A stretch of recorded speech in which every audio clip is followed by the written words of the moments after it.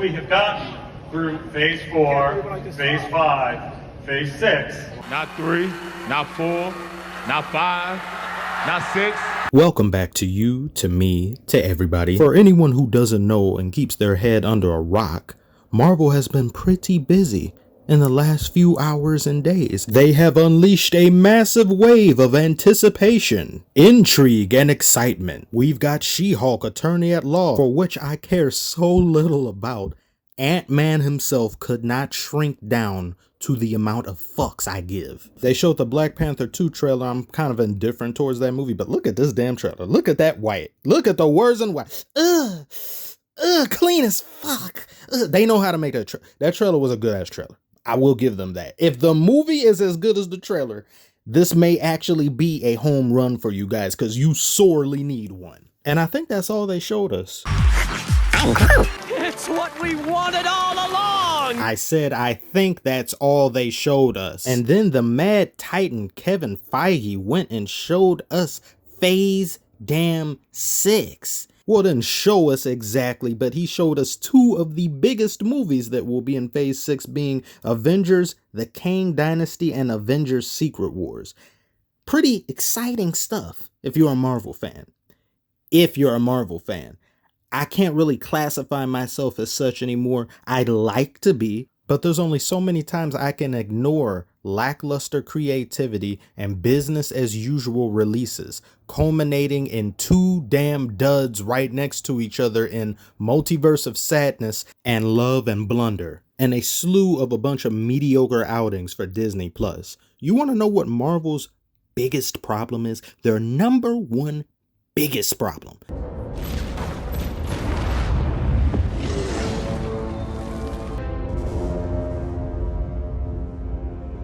You remember how cool that was? That was from the Eternals, in case you forgot it existed. I did until I made this video.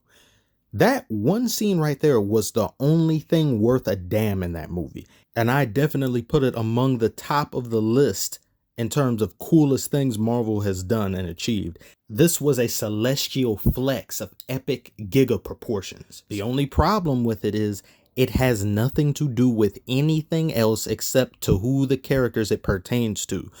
Why couldn't we have in any one of these shows that came out, like take Moon Knight, for example. Moon Knight is struggling with some villain of the week that Marvel has, and in the middle of fighting him, he may or may not get the upper hand, or he may be losing, and all of a sudden the sky splits open and his villain becomes flustered and completely confused at what he's looking at. He sees this in the sky and everything stops. Everyone's going crazy. And then Moon Knight is able to get the upper hand because he lost concentration.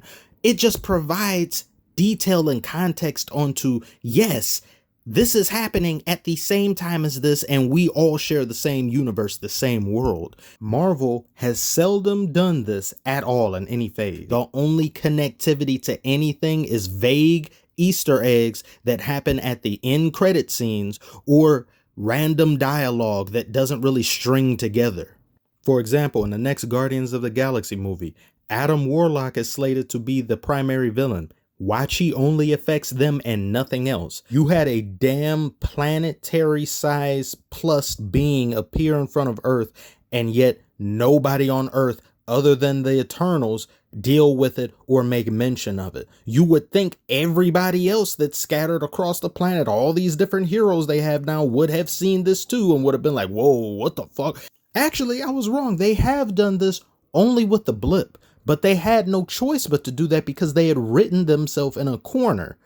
Not necessarily saying that was a bad decision, but when you have a climactic event like that and you have dozens of characters that share the same universe, that has to be addressed on every single level. And it was, and they did it pretty damn masterfully. But they only did it that one time. They never do it with anything else. These movies don't feel connected like that.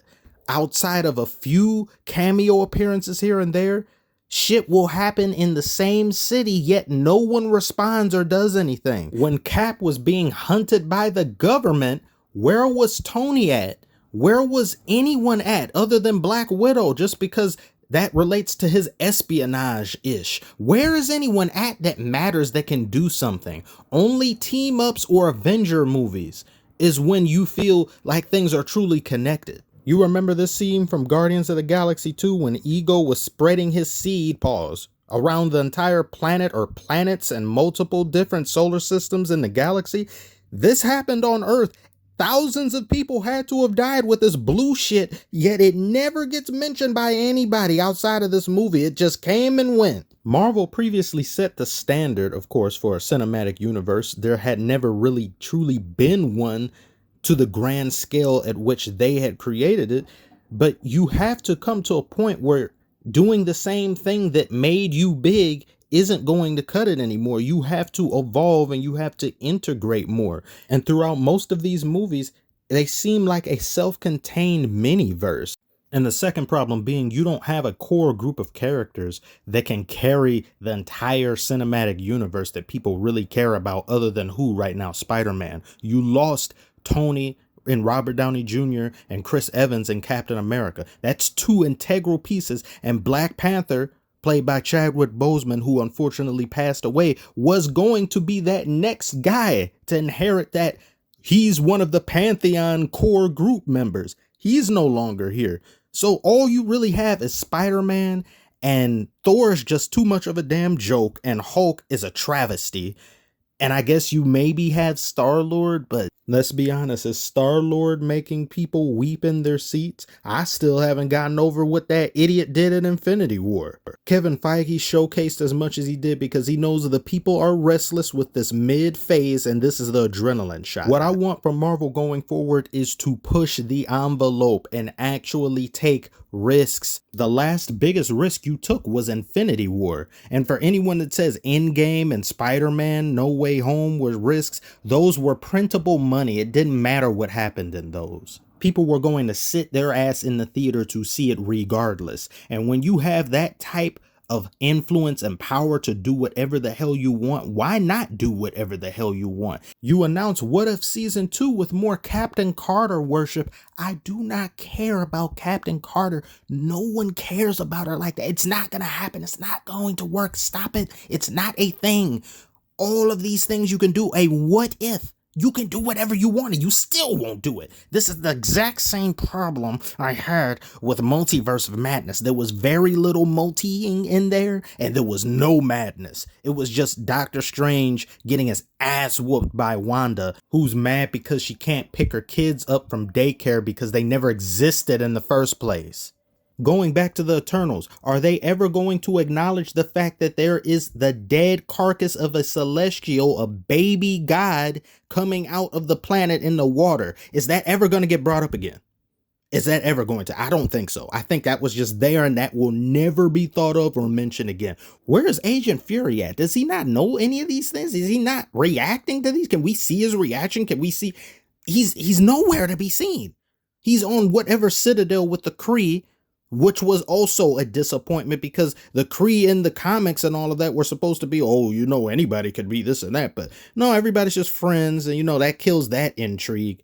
Every little thing that involves massive imagination, they whittle it down to fit in a 2-hour movie until you get the next one in a few months. They're pumping these things out 4 times a year. My God, I remember it used to be 2 a year. Now you've got 4 a year, not even including the 4 TV shows as well, like 3 to 4 TV shows. You are mass producing mediocrity. You need to slow your ass down and truly work on something special and make it such. We shouldn't have to wait half a decade in order for us to get something truly big and momentous. It should be happening like clockwork every other year because that's how big this universe is, this multiverse is. God. And look at what's on screen. Godly ass cheeks. This is what you decided to do instead of any of that other stuff. This had to make it in the movie. You thought of this. You sat down at a table and said, you know what would be cool? Wait. Don't tell me. Let me guess. Okay. Thor's ass. How'd you know? Great minds think alike. I guess it's comedy gold, right? Comedy mold. If you've made it this far in the video, tell me what you think about what Marvel has to offer. Are you excited or are you excited? Thank you for watching. I shall see you on the next one.